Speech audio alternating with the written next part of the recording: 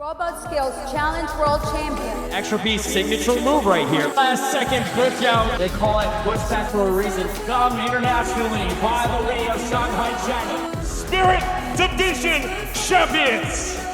Hey guys, it's Thomas from 81988E, and today we'll be talking about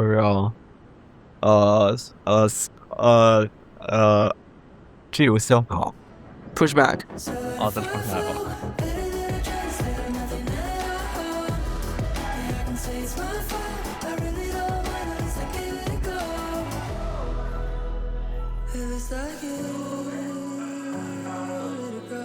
Hey guys, this is Thomas from 81988E, and today we'll be talking about our pushback bot from VEX Worlds.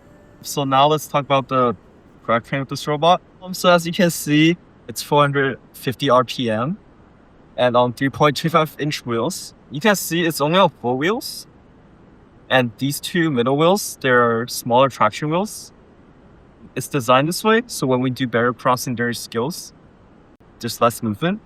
And what allows us to do the 2.75-inch wheels instead of the 3.25-inch wheels that we have been doing the entire season is that, as you can see here, we actually didn't have any odometry wheels. We actually left some space here. As you can see, that's where we have the stack motors. But during our testing, we found out that our robot was way too heavy. It was like 14.5 pounds, and our drivetrain feeds up very quickly, and it's a lot of complexity with, like, you know, if you have a piston here, we need to pull up the odometry wheels when we're crossing the barriers through skills and through match play. So we found that to be kind of unnecessary and just adds a lot of weight in our robot in general. 首先，我们在大概赛季中的时候，还是延续了我们去年定位一个设计，但是比如今天要过坎，同时今天场地上的障碍物比较多吧，所以需要靠定位去确定自己机器人的位置信息的需求不是很高，就我们可以改用一些场地上的一些固定的元素来确定机器人的位置。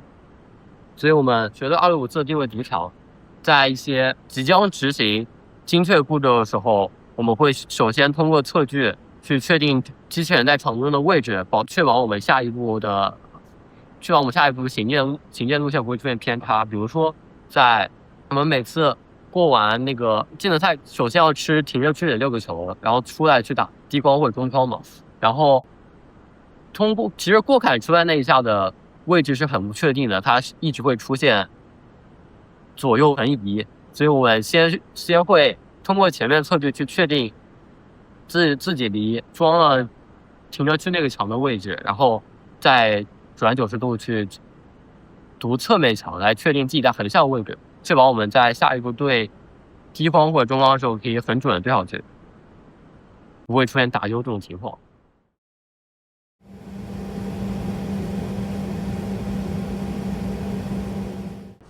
为什么我们选择了一个 S 型球路加最后是一个分叉的设计呢？首先我们在去年暑假的时候做了一些原型机，然后做些测试，和我们暑假看了 North America 的那个1610的事情，我们认为这是一个可以兼顾技能和联赛的车型，所以我们选择了做这样的设计。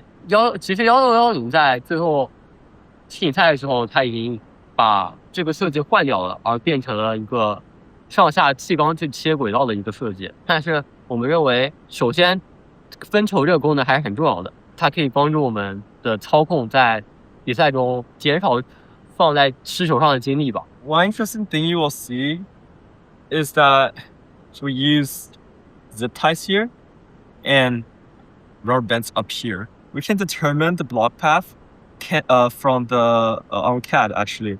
So these sprockets here and down here, you can imagine them as a circle. So we can kind of estimate what the compression is and where the block path is. So at these places, the block actually doesn't exceed the block path that much, so we can safely use zip ties. But up here, we need to use rubber bands, because since number one, we reached the size limit of our PC board. Second of all, if we make the PC board bigger, we will exceed the height limit. So something soft and something can stretch have to be used here, so the block can still travel up here without getting stuck, compared to like a zip line, which will just smush it to the axle. 那我们是怎么用程序去控制这部分的呢？首先，用的传感器只有2个，一个是装在这儿的颜色，一个是这里的颜色。上面这个颜色的作用就是它可以判断从球路上来的球是自己颜色还是对面颜色的，然后来确定是要把它分掉，还是留在机器人里。然后，同时还有一个选择这种分叉设计的原因是，技能赛中就是我们在赛季初制定的路线中，有一波一定需要存10个球以上。我们不想就是那个路线走的还是比较，我们认为那路线排的还是比较流畅的，没有什么重复路或者浪费的时间，所以我们不想改这个路线，我们就非常需要把一个球存在这里，来增加我们的存球量。那么在这儿存其实还是有挺多问题的，因为你需要去碰这个最后一个滚筒的力来保证在吃球的时候前面2个滚筒转动的时候不会把这个球挤出去，同时也要保证就是上面球在到达这里分叉位置的时候可以通过2个滚筒中间的缝隙下去，不会卡在上面。那我们就需要这里用的一个颜色传感器来确定我们这里存了一个球，同时确定它的颜色，来做一些存球分球的判断吧。然后还有这里还有一个颜色，这个也是存球分球的一部分。它的作用就是在当球路有球上不去卡在当中球这个位置的时候，如果后面2个颜色同时检测不到有球经过一段时间，同时车在打球中，且前面这个颜色一直得到球，那么就会判断就是有一个球卡在了球道中的比如说某个位置。在自动中这种情况如果发生了，对于结果来说可以说是毁灭性的，因为会导致后面的整个路线里的球的分配都会过续了，让control里面就不能保持它是一个颜色的球，所以会导致正赛中很多分。所以我们加了这一个颜色来判断当车里面卡球的时候，将这级和下面 intake 这级的滚筒反转，让它重新退弹重新上来球，来确保我们在竞赛中不会遇到卡球这样的问题。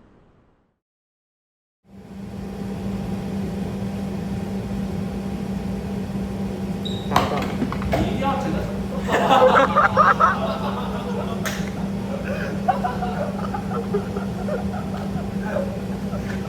来，开始。Now I guess I'll just talk about the Nego hovers. So he actually came up with this idea.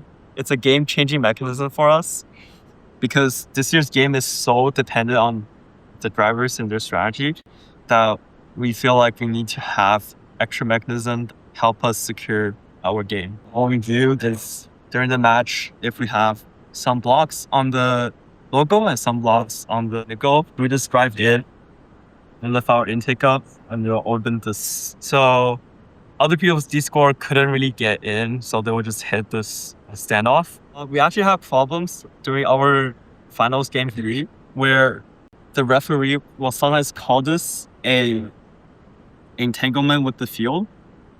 But we solved it by basically, whenever they're hitting our robots, that's like when it's entangled with the field, we will just close our hugger and just back out. And if they try to D-score this again, we'll just open our hugger and block them again. And it just wasted a lot of time for the other team, and they didn't have time to store enough block for the final push on their Mongo. 我们在边上找到一段7.25叉视频，它做了一个就是从上往下一个挡，类似于我们招长条用的钩子，然后去挡住中锋。但是这样的问题是，由于规则上写了，它大概低于这个平面就算是钩踢定了啊。然后那样做的设计很容易让钩子的底端一部分直接插入这个平面里。Our Mego Hugger, this is essential to our design process of this robot. Everything is designed around this, right? So, because this kind of sets a constraint on what we can do and what we cannot do. The robot must be 28 wide, so the logo actually fits into our robot. So we can open this up and bump the bill. And our intake actually needs to lift up. For our intake, it's powered by a piston, and the first stage sprocket is actually mounted onto our intake. This is done due to the fact that we need to do skills, and the optimal height for scoring on the logo is actually not all the way up here. So it's like this, and we usually have like space here when we do skills. And during match play, we actually need to raise it very high so the sprocket doesn't make contact with the blocks on the logo, so we can maximize our scoring efficiency. And one last thing is our funnel. So 2 pieces of L channel and a standoff. So the L channel, we actually swap it every time when we play a match and when we play skills. Because during the match, we need this to be flush with the motor so our robot can drive into the logo. But during skills, this piece, we switch to a 8-hole L channel, so this extends out a little bit. It acts like a funnel, and it acts like limiter for how deep our robots go on the load. So that stays consistent every time.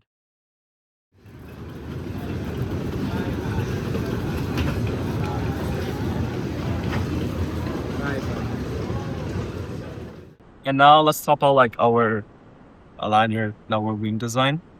So originally, our hook is actually longer than the one we have right now, and it will be out of size if the Mego hugger extends. We would need to raise the hood up so the wing can go down during gameplay as well. That's why originally there's like a string here, and it's all the way tied to the hood. Thomas, what have you done? I don't know.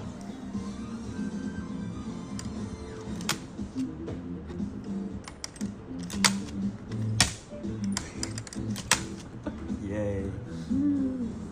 Good. But we figured out that a longer hook actually doesn't give us that much advantage in our gameplay. We switched to a shorter hook. One thing you'll see here, pretty interesting, is our polycarbonate plate. There's a lot of holes here. So they're here for the ease of tuning. We found out that rubber band kind of we can't really predict its behavior. So we have a lot of holes here. We kind of just figure out that trial and error is faster than just printing out every single combination.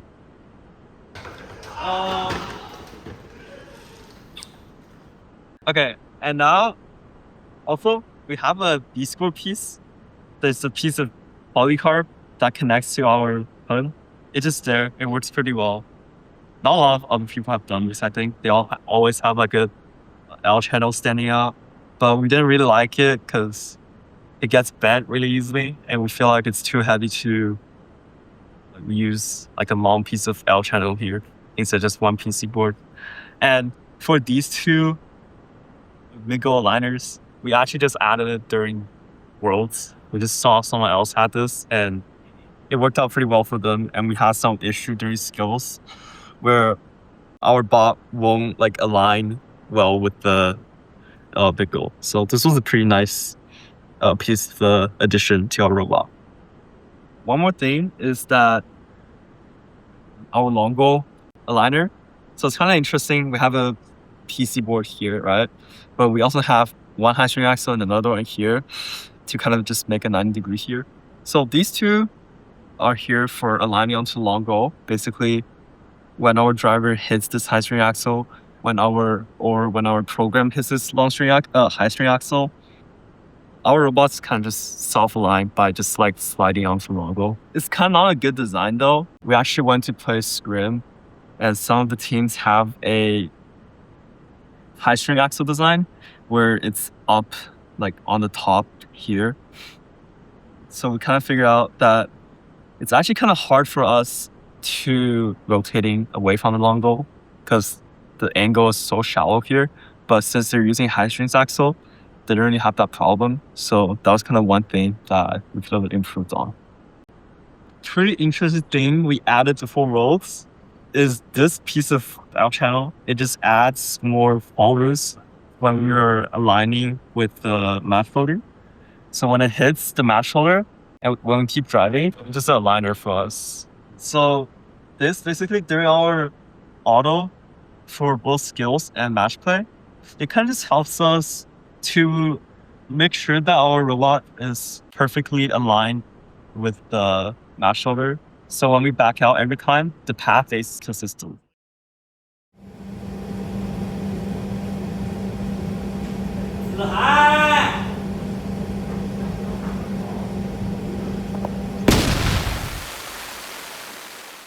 First, our driving skills, because this year's driving is relatively easier, and the autonomous stage would be what sets team apart. So from the start of my training, my objective was to hitting 119 using least attempts as possible. So that determines my training methods. So first, I would find a benchmark. In my case, the recordings of the previous driver driving on the same route. And I will compare the nuances between my input and his input and polish them with our team coach. I will also record all my practice runs to remind myself where can I improve in terms of inputs and consistency. And because during high stakes, when I was coaching one of the middle school teams, their driver was good, but makes mistakes whenever people are watching him driving. So we deliberately add distractions into my training. So this includes James talking rubbish next to my ear, or Thomas flicking me with a rubber band, or Dafei using a stick to push my robot off course during my practice runs. So with these intentional training, I have the confidence that we use our first driving attempt to test our autons, and I hit 119 in our second run. Second is our game strategy. So our medical hugger not only is essential to our robot development, but also dictates our game strategy. We actually did the calculation. With the autonomous bonus, we are able to get a maximum of 51 points from the medical hugger itself. In most cases, that would secure a game, except if both of the long goals are filled with opponent's blocks. That's why you can see super early attempts to just lock into the middle goal and defend it like 1 minute and 20 seconds to go. We even had an all-time that scored on the lower middle goal and upper middle goal and then just defended throughout the whole driving stage. But we ran into consistency problem with that one. Because the middle needs blocks in our robot to also score on the low goal while having the control for the upper middle goal in the start of the driving stage. We'll play some back and forth on the long goal before we go and take all our match loads, and then just find an opportunity to go up to the upper middle goal and block it. During the end game, because they cannot attack either middle goals, they will probably just trying to score every block they have onto the long goal. So during end game, when there's like 5 seconds to go, I'll just put out of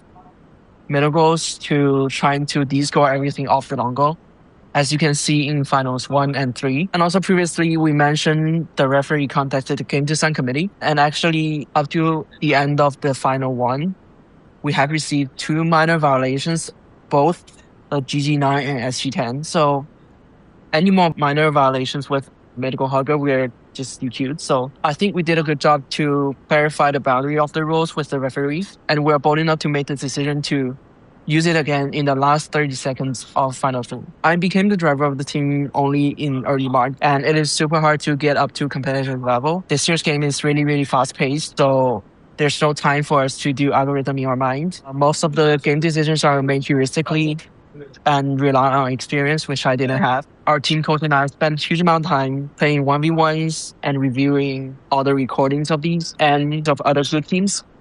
Actually, that procedure continued all the way until the finals in St. Louis. And that ends our explanation video. Thanks to everyone who's been supporting us over the seasons and interacting with us in our pits or on social media. And I hope you guys enjoyed the video.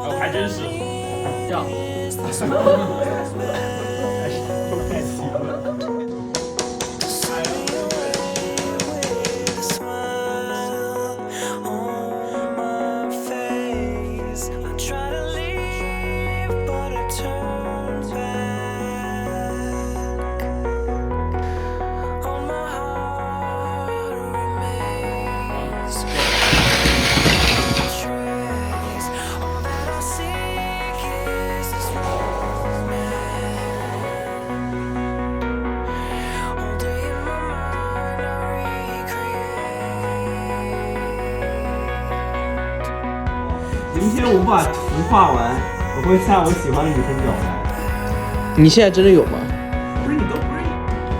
We are fuck， 但是 they are fuck。I'm afraid I won't be able to transfer, bro. 你一天到晚这样担惊受怕，那你会不会有来意？Even if I transfer, I didn't be I can't transfer. Like the thing is, if you live in the fucking present, like if you keep on worrying about the future, then you're just going to.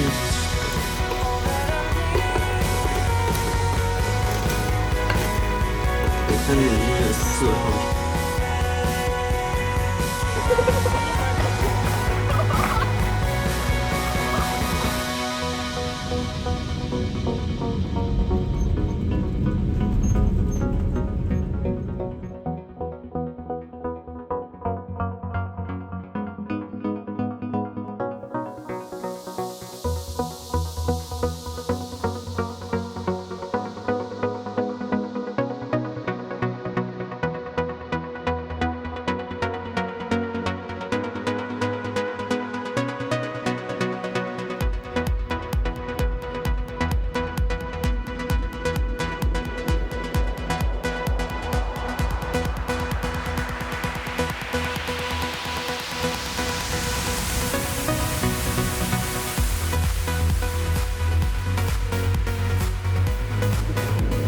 我没有了呀。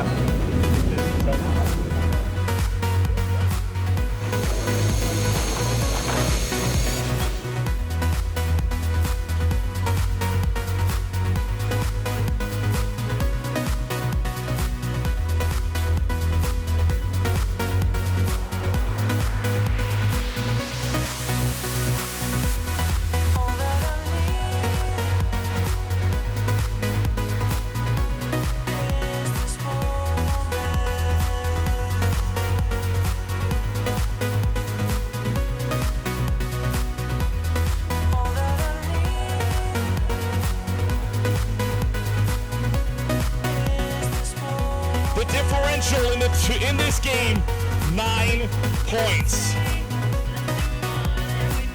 They confirmed it. I want to let you know, they confirmed this. Well, who's got it? Is it Capybara Extropy winning game 1 or victory and vanity in game 2? The winning team in the Spirit Division is the Red Alliance. 43-34. That's it.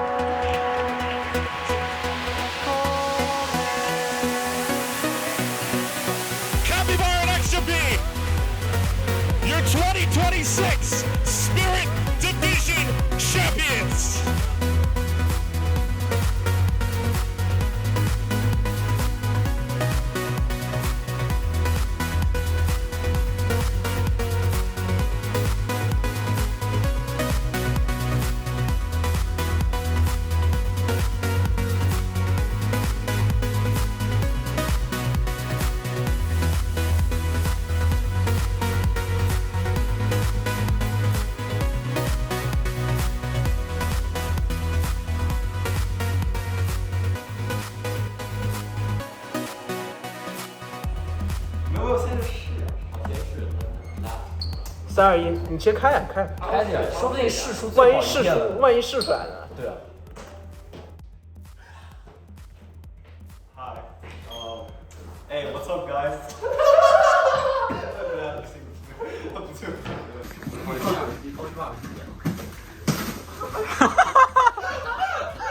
他活得挺好的，其实。哎，这个人体型就。让你给试开过去。时间的痕迹。那个灰节肉都没了，全没了。接肉当然不可能有的，你现在在哪？电磁阀也全没了。就是那个到最后那个每年那个动物理论，每年那个地名店里放的接肉都是同一个接肉。现在是要这台车网站网卡，因为钱不够，要先找我3块钱。这样吗？这个椅子不能靠。这个椅子不要往后靠，它后仰角度很大，兄弟，很容易坠机。段好眼熟的车。好眼熟的人。有点太眼熟它这么高级的柜子吗？这个比车，这一坨比东西，造了他妈4遍。